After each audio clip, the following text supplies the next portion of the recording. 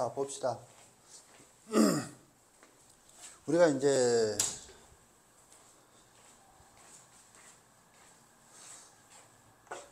재작년 수능에서 검토할 문항이 몇 문항 남았는데 일단 그건 뒤로 미루고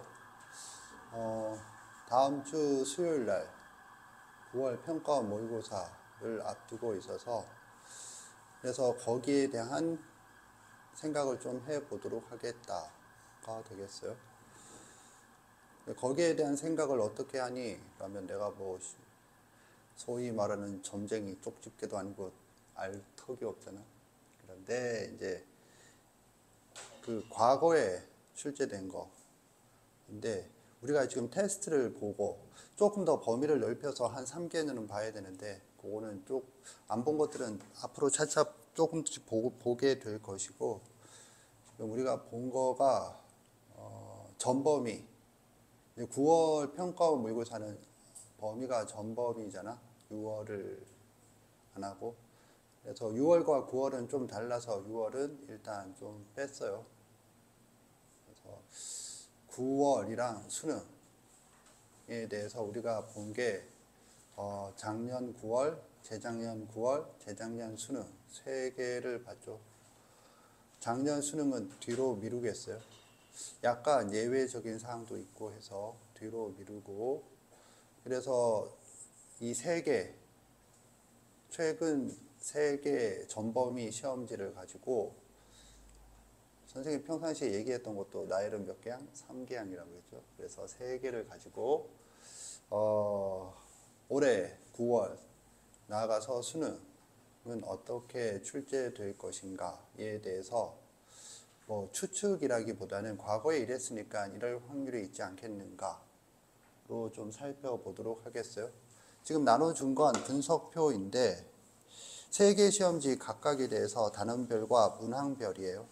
그런데 이제 문항별에다가 유형별이라고 잘못 표기가 되어 있는데 그래서 지금 우리가 공통 부분만 먼저 지금 살펴보는 거고 공통 부분을 살펴봤을 때 이제 최근 시험지 작년 9월 그 다음에 재작년 수능 그 다음에 재작년 9월 순으로 배열이 되어 있어요. 그리고 각 시험지마다 단원별이 앞에 있고 그 다음에 문항별이 뒤에 있겠어요. 그래서 단원별은 위에가 수학 1, 밑에가 수학 2 이런 식으로 되어 있거든. 본인이 지금 3개의 시험지를 쭉 시험을 보고 난 다음에 검토를 했을 거 아니야? 그렇게 검토를 했을 때 개별 문항에 대한 풀이는 당연한 것이고 그거 말고 큰 틀에서 어느 단원에서 몇 문항이 나오고 어느 쪽에서 준킬러, 킬러, 최강킬러 이런 것들이 나왔는가가 머릿속에 이미지로 박혀 있는지 좀 생각을 해볼 부분이 되겠어요. 그래서 오늘 수업에서는 그 부분에 중점을 두고 좀 살펴보도록 하겠다가 요지예요. 그래서 뭐 이제 이런 것들을 살펴보면 우선적으로 이거 한번 살펴보겠어요. 말로만 맨날 얘기했던 수능 출제 매뉴얼이에요. 뭐 대단한 건 아니에요. 세부 수학 부분만 출력을 한 거라 머릿말부터 뭐 있는데 머릿말은 머리문가 보다 하고 그 다음에 목차가 있죠. 그런데 이걸 좀 알아두세요. 이게 수능 출제 매뉴얼이라고 해서 최근 수능을 말하는 게 아니야. 초창기 수능을 말해요. 따라서 이거는 네가 뭐 열심히 볼 이유가 없는 놈이에요. 그냥 참고 삼아 나눠준 거고 대략적으로 훑어서 차례를 보고 난 다음에 필요한 부분을 대략적으로 훑어서 한번 뭐 이런가 보다 하고 받아들이는 정도로 볼 자료지 엄청 세세하게 볼 자료는 아니에요. 다만 수능 출제 매뉴얼이 있구나. 이게 평가원 홈페이지에 있는 거고 제일 뒷면을 보세요.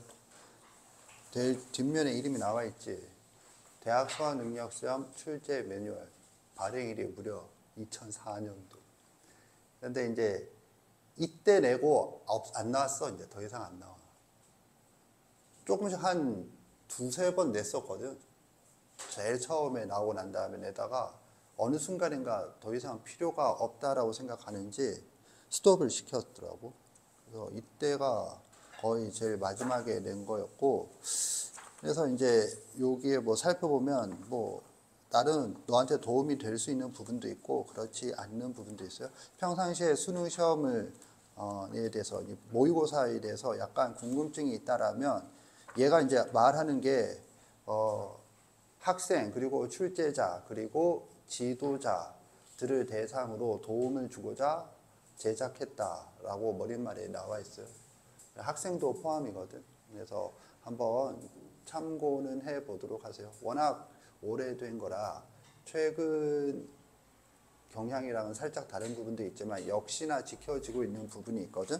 내가 지금 이걸 나눠준 이유는 이것 때문이야. 지금 보면 5페이지 평가 목표라고 해서 수리 영역 시험, 지금 명칭이 바뀌었어요. 수리 영역에서 수학 영역으로 명칭이 바뀌었다.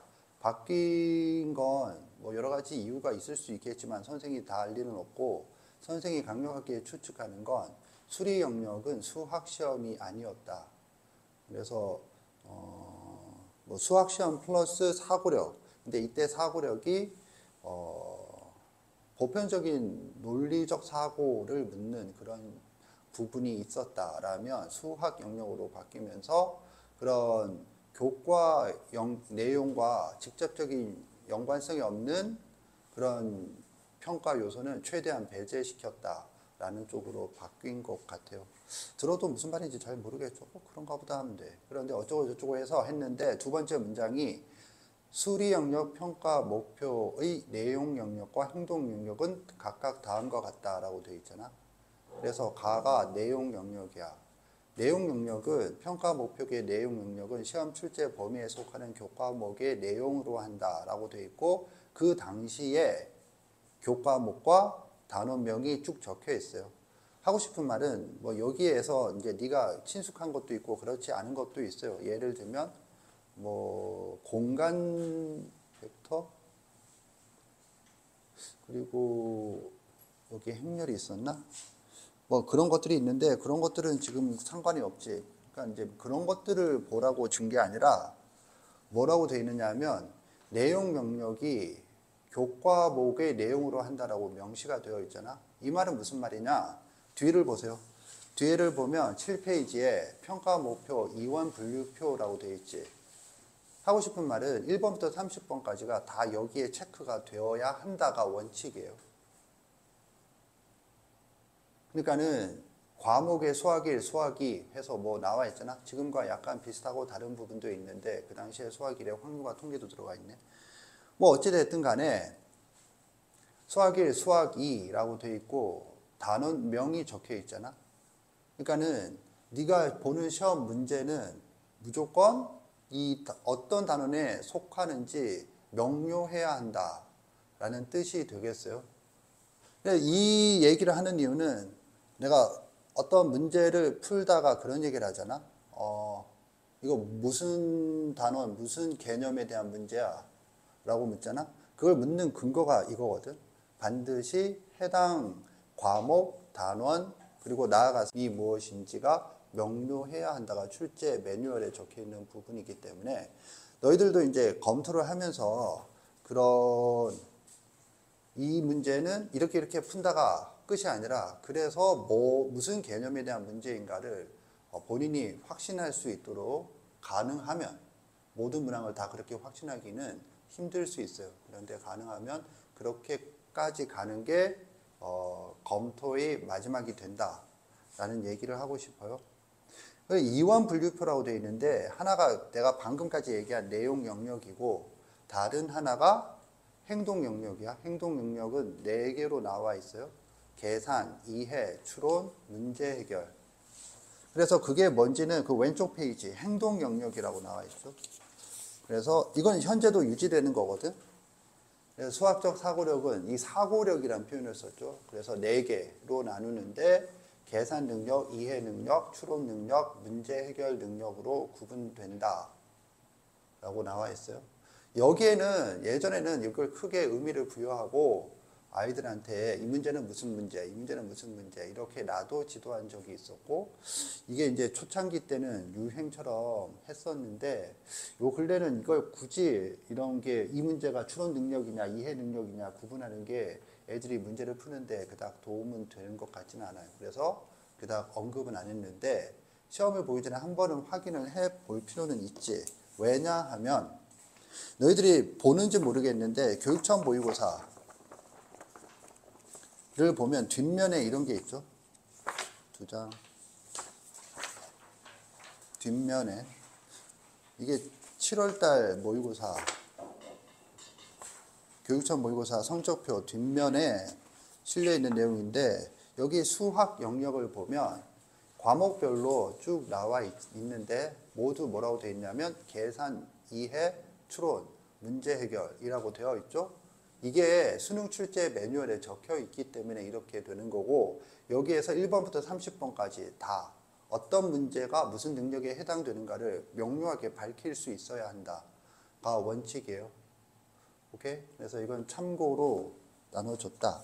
그래서 결국에는 이거야. 1번부터 30번까지가 내용 영역으로는 무슨 과목, 예를 들면 수학 1이냐 수학 2냐, 무슨 단원, 수열이냐 지수함수냐, 그 다음에 무슨 개념, 등차 수열이냐 등비 수열이냐, 등차 수열이면 일반항이냐 합이냐, 이런 것들이 명료하게 나와야 한다가 2원 분류표고, 이 표는 학교 내신을 볼 때도 뭐 이렇게 정답지 이렇게 벽에 붙여놓을 때 2원 분류표 이런 용어가 있잖아.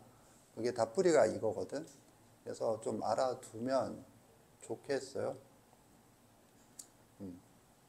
그래서 뭐 거기에 계산 능력이란 무엇을 말한다?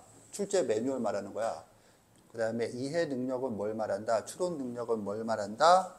그 다음에 문제 해결 능력은 뭘 말한다? 라고 거기에 쭉 적혀 있어요. 출제 매뉴얼, 교육청 뒷면이 아니고 거기에 쭉 적혀 있으니까 그거는 참고로 한번 살펴보세요. 보더라도 너 입장에서는 좀 두루뭉술하게 와닿을 수 있어요.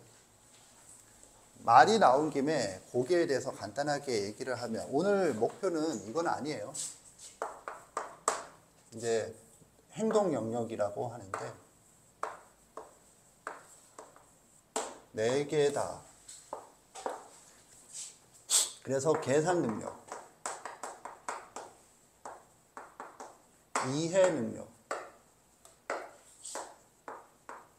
그 다음에 추론 능력, 그 다음에 문제 해결 능력,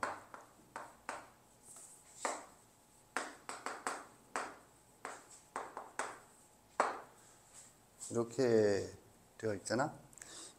애들은 계산 능력은 쉬운 거 이렇게 생각하는데 실제로 쉽게만 출제되고 있어요. 그래서 뭐 여기에서 졸라 얘기할 건 없고, 계산이라고 하는 게 선생님이 말하는 뭐였죠? 절차적 방법이라 했잖아. 절차. 그 절차가 뭐니 하면은 연산 법칙을 말한다. 이걸 지켜서 하느냐를 간단하게, 아주 간단하게 살펴본다.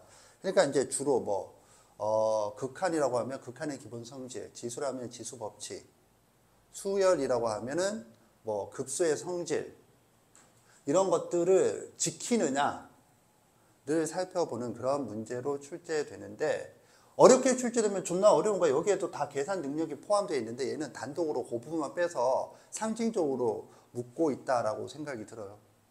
그러니까 뭐 여기에 대해서는 그런가 보다 하고 넘어가면 되고, 이해 능력이거든. 나는 이제 이해 능력이 이제 가장 중요한 게 아닌가. 이해 능력이 가장 중요하니까 빨간색으로 해. 가장 중요한 게 아닌가. 여기서 이해라고 하는 게 뭐니? 이해라고 하는 거는 문제가 주어져 있잖아. 거기에 선생님이 지금 나눠준 이해 능력, 거기에 이제 출제 매뉴얼에 이해 능력이 뭐라고 나와 있는데 간단하게 한번 잠깐 볼까? 그리고 이거는 이제 오늘 하고 더 이상 수능 볼 때까지 따로 하진 않을 거예요. 문제에 주어진 수학적 용어, 기호식, 그래프, 표의 의미와 관련 성질을 알고 적용하는 능력, 주어진 문제와 관련된 수학적 개념을 파악하고 적용하는 능력, 교과서에 나오는 기본 예제 문제나 정형화된 응용 문제를 해결하는 능력, 주어진 문제 상황을 수학적으로 표현하는 능력, 수학적 표현을 교환하여 표현하는 능력. 그래서 뭔데? 그래서 뭐야? 이거거든? 그러니까 이거야. 선생이 이제 이걸 보고 해석한 게, 그리고 이거는 현재까지도 그 틀은 유지되고 있는데, 조금씩, 좀 내용이 달라지지 않았는가라는 생각이 드는데, 문제에서 표현하고 있죠. 얘를 이걸로 바꾸는 게 이해 능력이야. 이거 뭐 이렇게 표현할 수 있겠지. 해석한다, 번역한다, 쪼개서 본다. 이런 것들이거든. 그래서 내가 내 머릿속에 있는 개념, 내가 알고 있는 개념, 내 머릿속 개념. 그러니까 뭔 말이냐? 문제 표현은 네가 평상시에 흔하게 보던 표현이 아니야. 그렇다고 해서 완전히 못 알아보면 시험 범위를 벗어난 거고. 이렇게 제시가 딱 됐는데 그거를 내 머릿속에 이제 내가 평상시에 사용하는 용어 있지. 그걸로 바꾸는 게 이해 능력이다 라는 거예요. 그래서 이제 그 도구로서 제시한 게 표니, 그래프니 그런 것들이 거기 나와 있죠. 그래서 이게 이제 수학 문제를 푸는데 가장 기본이 되는 능력이 아닌가 싶고, 그 다음에 추론 능력은 수학은 논리학, 이거 논리학 용어거든. 그런데 이거를 지금 네가 논리학이 어쩌고 지금 고3 돼갖고 지금 이걸 왜 하고 있어? 그냥 쉽게 생각하면 이렇게 되겠어요. 추론 능력은 두 가지가 있는데, 논리학은 됐고 여기 두 가지가 있는데, 하나는 연역 추론, 하나는 귀납 추론이요.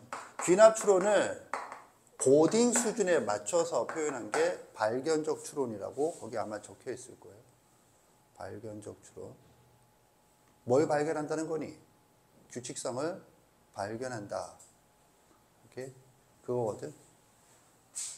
그래서 귀납 추론은 결국에는 뭐 하는 거야? 하면은 이제 나열해서 규칙성 발견하는 문제니까 주로 어디 나와? 주로 수열에서 나오는 거지, 주로. 그런데 항상 수열이라고 단정하기 힘들고, 왜냐하면 귀납 추론은 보편적 사고거든. 근데 궁합이 잘 맞는 단원이 수열일 뿐. 이거는 평상시에 선생님이 맨날 강조하던 거라. 연역 추론이거든. 그럼 연역 추론은 뭐가 있니?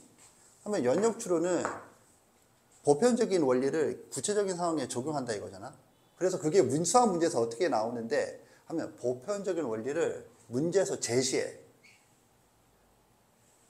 대표적인 게 뭐죠? 하면 교점의 개수를 GT라 하자. 오케이? 그렇게 문제에서 제시한 거. 문제에서 제시하는 정의. 그러면 이제 이 정의대로 생각을 할 수 있니? 아니면 하다가 네 마음대로 딴 생각을 해서 착각할 거니? 이런 거고, 또 있다라면 이거야. 증명 문제. 근데 증명 문제가 요즘에는 그닥 없잖아. 그럼 증명 문제 대신에도 같은 게 이제 이런 거야. 빈칸 추론. 즉, 증명이라고 하는 게 결국에는 수학의 수학적 사고 흐름이거든. 일반적인 것으로부터 점점 뭘 해 나가는 거거든. 그래서 그 구멍 뚫린 걸 메우는 걸 요 유형에 속한다. 이렇게 보는 거고, 문제 해결 능력은 이게 이제 제일 문제가 되는 문제죠. 뭐라는 거야, 지금. 문제가 되는 문제. 이게 이제 킬러 문항. 킬러 문항이 이제 준킬러는 여기에서 출제되는데, 킬러 또는 최강 킬러는 다 이거잖아. 이거는 별거 없어요. 문제 해결 능력은 쉽게 말하면 이거야. 위에 있는 건데 특히 이해 능력 플러스 이해 능력. 그냥 2개 이상. 하나의 개념만 묻는 게 아니고 2 개념 이상 한꺼번에 묻는다. 알겠죠? 그러면 문제 해결 능력이라고 보면 되겠어요. 거기에 보면 내적 문제 해결, 외적 문제 해결인데, 외적 실생활 관련해서는 이제 출제가 안 되고 있어요. 수학 영역으로 바뀐 이유 중에 하나이기도 해요. 오케이? 그래서 이것들은 뭐 네가 지금 뭔가 시험을 머릿속에 이미지화 시키는 데 있어서 크게 중요하다기보다는 평상시에 이런 부분이 살짝 덜거덕거리는 학생이 있을 수도 있거든. 뭐 어떤 이 문제에 대해서 어떻게 접근하는가. 그래서 참고로 알아두시고 이거 이제 이거 보다 자세한 내용은 거기 나눠준 출제 매뉴얼에서 참고하도록 하세요. 다시 한번 얘기하지만 이 출제 매뉴얼은 지금도 출제할 때 지켜지는 원칙인데 워낙 오래됐잖아. 딱 20년 전이잖아. 딱 20년 전이면 너보다 저기 형님이야. 그러니까 이제 차이는 있을 수 있는데 아까 전에 내가 지금 교육청 모의고사 뒷면을 성적표 뒷면을 나눠준 이유는 현재도 지켜지는 원칙이긴 하다. 그러니까 참고 정도로 하도록 하세요. 근데 여기서 이제 포인트는 이거지. 이 문제가 어려운 이유는 이게 어렵고가 아니고 이 부분이 어려운 거죠. 이 부분. 이 부분이 뭔데요? 하면은 그래서 이 개념 알고 이 개념 아는데 그걸 이 문제에서 어떤 순서로 적용할 거니? 어떤 인과관계가 있니? 두 개념 사이의 관계. 두 개념 사이의 관계. 문제 상황에서. 이런 게 어려운 거지. 이게 가장 포인트가 되겠어요. 그래서 이 정도로 생각을 해주면 되겠다. 행동 능력은 간단하게 이와 같이 살펴봤다. 이래서 이제 네가 평상시에 이런 것들이 있는지 인지를 하고 있었는지 있었다라면 어느 정도 확실하게 인지를 하고 있었는지는 모르겠으나 시험을 보기 전에 네가 보는 시험 문제가 이런 식으로 구성이 되어 있다는 사실은 참고적으로 알겠죠. 뭐 이걸 안다고 해서 막 점수가 획기적으로 늘어나는 그런 비법 같은 것은 아니겠어요. 그리고 이거는 지금 현재 평가 홈페이지에 실려 있는 현재도 게시되어 있는 거거든. 옛날 거 복사한 게 아니고 지금 오늘 다시 들어가서 다시 최근 거 찾아봤는데 없고 그냥 옛날 거 그대로 있어서 좀 출력해서 나누어 준 거예요. 오케이. 그러면 지금 이제 이걸 본 이유는 제일 처음 준 거 있죠. 선생님이 분석표라고 부를 텐데 이 분석표가 결국은 뭘 말하느냐 하면 그거지. 저기 내용 영역을 조금 더 세밀화 시킨 것이다. 이때 세밀화는 새롭게 뭔가를 한 게 아니고 평상시에 선생이 제시한 단원 구조 있죠. 단원 구조 그대로 한 것이다 라는 거야. 지금 요걸 기준으로 했어요. 요걸 기준으로 했다는 게 뭐냐면 정답률 기준으로 별표가 붙어 있거든. 두부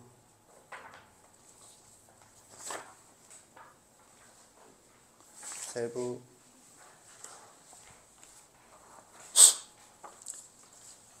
똑같은 순서로 작년 9월 그다음에 재작년 수능 재작년 9월 순서로 돼 있는데 이때 정답률이 무슨 선택 과목이냐면 미적분 선택 과목자들 기준으로 했어요. 오케이? 씨발 확통. 자, 미적분 선택을 기준으로 한 이유가 있어요. 보면 선생님 거기 분석표에 숫자가 문항 번호를 말하는 거거든. 근데 문항 번호 옆에 별표가 붙어 있는 게 있죠. 별표 3개가 난이도 최상. 지금 정답률 나눠준 거 있잖아. 이거 난이도 최상. 이 별표 3개고 2개가 난이도 상. 그 다음에 1개가 난이도 중상을 찍은 거거든. 그런데 봐. 미적분을 선택으로 했을 경우에 지금 작년 9월 별표가 1개 이상 있는 문항이 몇 개니? 5개죠. 5개. 그 뒷면을 봐봐. 문항별을 보면 유형별이라고 잘못 적혀 있다고 했어요. 문항별로 보면 객관식 마지막 3문항, 주관식 마지막 2문항에 실려 있죠. 이렇게 찍혀 있죠. 그게 이제 난이도 선생이 이제 뭐 준킬러, 킬러, 최강킬러. 선생 기준은 조금 다른데 일단은 정답률 기준으로. 그리고 우리 반 테스트 봤을 때 결과와는 또 달라요. 근데 일단 전국 단위의 결과 정답률 기준으로 봤을 때 이렇게 5문항이거든. 넘겨보세요. 그러면 재작년 수능에서는 몇 문항이었느냐? 이렇게 별표 1개 이상이 미적분 선택 기준으로 하면 역시 5문항이 되겠어요. 정확하게 5문항이 나와. 오케이? 그리고 문항별로 보면, 문항별 보세요. 재작년 수능. 이번에는 객관식 마지막 2문항. 그 다음에 주관식 마지막 3문항에 실려있죠. 오케이? 그 5문항이거든. 그러면 그 해 9월은 어땠느냐? 넘겨보세요. 난이도 중상 이상을 기준으로 했을 때 정말 소름 끼치게 똑같아요. 또 5문항이 아니고 이번에는 6문항이었던 것 같아요. 이거 6문항이죠. 6문항. 그러니까 요때만 6문항이 되는데 차이가 있긴 있거든. 그 얘기는 좀 이따 하고. 그 6문항이거든. 그러면 넘겨보세요. 문항별로 하면은 객관식 마지막 3문항, 주관식 마지막 3문항 이렇게 되어 있어요. 오케이? 그러니까는 지금 왜 우리가 시험을 봤을 때 네가 어려워하는 문제 있잖아. 그 어려워하는 문제가 그리고 실제로 정답률이 떨어지는 게 그럼 이 객관식, 주관식 3문항 앞에는 없느냐? 12번, 13, 14, 15가 아니고 12번에 난이도 중상 이상 상인 경우도 있었거든. 그런데 그런 시험은 뭐였냐면 6월 또는 교육청, 특히 6월과 9월이 좀 다른 게 9월은 장난을 칠 수가 없어. 그러니까 평가는 장난을 치지 않아. 그런데 몇 말은 실험을 못해. 9월은 최종 리허설이라 야 이렇게 해보면 어떨까 하면서 이렇게 막 해보거나 이지랄을 못해. 그때는 이제 최종 리허설이라서 그때 이렇게 해봤는데 좆됐어. 그러면 수정할 시간이 없어. 끝이야. 지금 이해 갔니? 그러니까 9월과 6월은 그런 측면에서 좀 다르거든. 그렇게 봤을 때 9월은 끝에 3문항, 객관식이든 주관식이든 끝에 3문항이고, 그리고 니들이 인지를 했는지 모르겠지만 난이도 중상 이상.